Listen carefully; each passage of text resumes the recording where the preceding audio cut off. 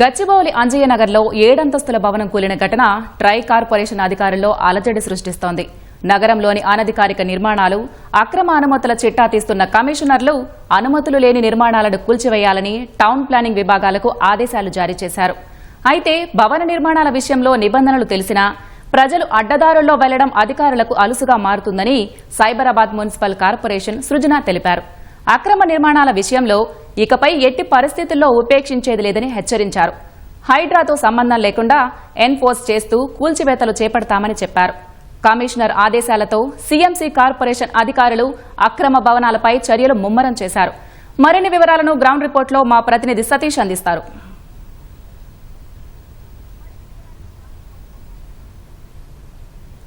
Right Prasanna, Cyberabad municipal కార్పొరేషన్కి సంబంధించి గచ్చిబౌలి అంజయ్య నగర్లో భవనం కూలిన ఘటనలో ఒక్కసారిగా అలజడి నెలకొంది. నగరంలో టౌన్ ప్లానింగ్ విభాగం మీద తీవ్ర విమర్శలు వెల్లువెత్తుతున్న నేపథ్యంలో, ఆరోపణలు వెల్లువెత్తుతున్నటువంటి క్రమంలో అనధికారిక నిర్మాణాలు కావచ్చు, అక్రమ కట్టడాల మీద కఠిన చర్యలు తీసుకోవాలని చెప్పేసి ట్రై కమిషనర్లు ఇప్పటికే నిర్ణయిస్తూ ఆదేశాలు జారీ చేయడం జరిగింది.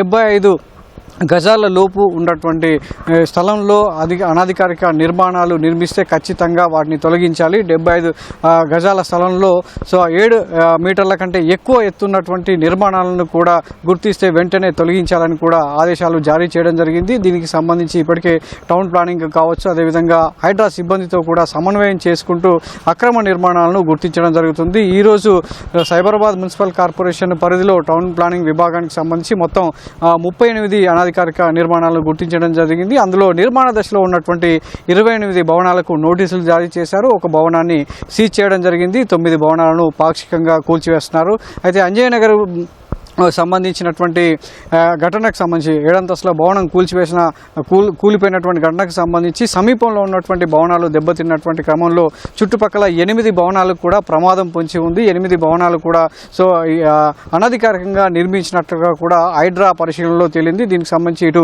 సీఎంసీ కమిషనర్ సృజన కావచ్చు, హైడ్రా కమిషనర్ రంగనాథ్ కూడా క్షేత్రస్థాయిలో ఎప్పటికప్పుడు పరిశీలిస్తూ అనధికారిక నిర్మాణాలను గుర్తించాల్సిందే అని కూడా తేల్చడం జరిగింది. ఈ క్రమంలోనే టౌన్ ప్లానింగ్ విభాగం ఎన్ఫోర్స్మెంట్ను మరింత బలోపేతం చేస్తూ గతంలో ఉన్నటువంటి అనుభవాల దృష్ట్యా గతంలో 2024కు సంబంధించి ఇదే సిద్దికి నగర్, అంజయ్య నగర్ పక్కన ఉన్నటువంటి సిద్దికి నగర్లో ఉన్నటువంటి ఒక భవనం కూడా 50 గజాల స్థలంలో నిర్మించిన 5 అంతస్తుల భవనం కూడా కూలిపోయింది, ఒక పక్క కొరిగింది. అందులో ఉన్నటువంటి 30 మంది ప్రాణాలతో బయటపడ్డారు, మరికొంతమంది గాయపడ్డారు. అయితే దాన్ని ఆ క్రమంలో భవనాన్ని ఉటాబుట్టిన జిహెచ్ఎంసీ అధికారులు 2 రోజుల్లో తొలగించినప్పటికీ సమీపంలో అలాంటి భవనాలను 25 గుర్తించి నోటీసులు జారీ చేశారు, సీల్ కూడా చేశారు. కానీ గడిచిన 2 ఏళ్లలో మళ్ళీ 2 ఏళ్లలోనే ఆ నిర్మాణాలు పూర్తి కావడం అనేది అధికారులు కూడా ఒక విస్మయానికి గురి చేసింది. ఉన్నతాధికారులు దాని మీద కూడా దృష్టి సారించి ఆయా నిర్మాణాలకు సంబంధించినటువంటి అనుమతుల విషయంలో కూడా ఆరా తీస్తున్నారు. ఇలా కేవలం మొక్కుబడిగా కాకుండా ఒక భవనం కూలిన ఘటనకు సంబంధించి మిగతా అనధికారిక నిర్మాణాలను గుర్తించి అప్పటికప్పుడు చర్యలు తీసుకోవడమే కాకుండా పూర్తి స్థాయిలో దీనికి ఒక సమగ్రమైనటువంటి విధానాన్ని సూచించాలని కూడా ఈ ట్రై కార్పొరేషన్ కమిషనర్లంతా కూడా ప్రభుత్వం దృష్టికి తీసుకెళ్లారు.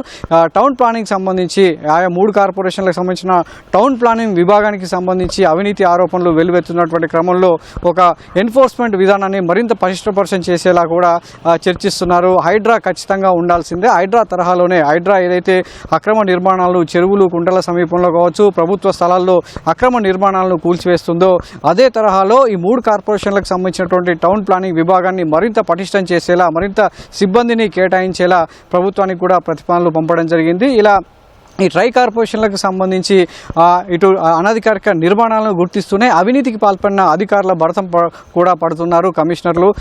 ఇప్పటికే ఎవరైతే అనుమతులు ఇచ్చారో ఆ అనుమతులు ఇచ్చినటువంటి అధికారులను గుర్తించి సస్పెండ్ చేయడమే కాకుండా వాళ్ళ మీద సమగ్ర విచారణకు కూడా ఆదేశాలు జారీ చేయడం జరిగింది. వీళ్ళ విధానం టౌన్ ప్లానింగ్ సంబంధించినటువంటి అధికారులు ఏ విధంగా అక్రమాలకు, అవినీతికి పాల్పడుతున్నారు, వాళ్ళ ఏజెంట్లు ఎవరు అనేది కూడా ఉన్నత స్థాయి అధికారులంతా కూడా విచారిస్తున్నారు, దర్యాప్తు కొనసాగిస్తున్నారు.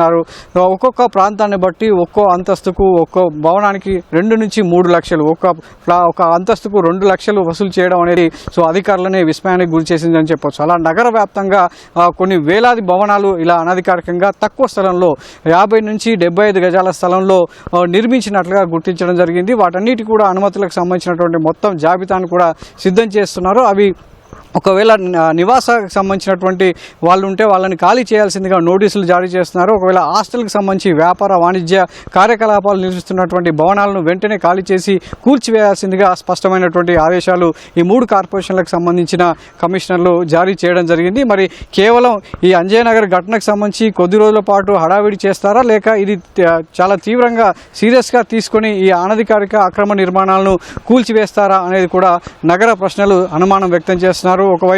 మరొక వైపు దీనికి సంబంధించి ఈ అంజయ్యనగర్లో భవనాలు కూలిన సందర్భంలో పక్కనున్న భవనాలు దెబ్బతినడంతో ఆ బాధితులంతా కూడా సైబరాబాద్ మున్సిపల్ కార్పొరేషన్ కమిషనర్ను ఆశ్రయించడం జరిగింది. సో తమకు న్యాయం చేయాలని కూడా విజ్ఞప్తి చేయడం జరిగింది. మరి బాధితులకు ఎవరు న్యాయం చేస్తారు, అనధికారిక నిర్మాణాలకు సంబంధించి ప్రాణ నష్టం జరిగినా ఆస్తి నష్టం జరిగినా ఎవరు బాధ్యత వహిస్తారని కూడా నగర ప్రజలు ప్రశ్నిస్తున్నారు. ముఖ్యంగా అవినీతి అనధికారిక నిర్మాణాలకు అనుమతి ఇచ్చేటువంటి అధికారుల మీద ఇక నుంచి కఠిన చర్యలు తీసుకుంటేనే అట్లాంటి నిర్మాణాలకు అడ్డుకట్ట వేయగలనే అభిప్రాయాలు కూడా వ్యక్తమవుతున్నాయి. దీనికి సంబంధించి ETV Cyberabad municipal corporation commissioner Srujan కూడా వివరణ కోరగా ఇది ఈ ప్రజలకు కూడా అడ్డదారులు తొక్కడం వల్లే అధికారులు అలుసుగా తీసుకొని దీన్ని మరింత అవినీతి అక్రమాలకు పాల్పడుతున్నట్టుగా కూడా స్పష్టం చేయడం జరిగింది. మరి ఈ క్రమంలో ఈ ట్రై కార్పొరేషన్కి సంబంధించి ఈ అనధికారిక నిర్మాణాలకు అడ్డుకట్ట పడుతుందా, లేక మరో భవనం కూలే వరకు అధికారులు నిరీక్షిస్తూ ఇలానే తాత్కాలిక చర్యలతో సరిపెడతారా అనేది వేచి చూడాల్సినటువంటి అంశం. Vote studio.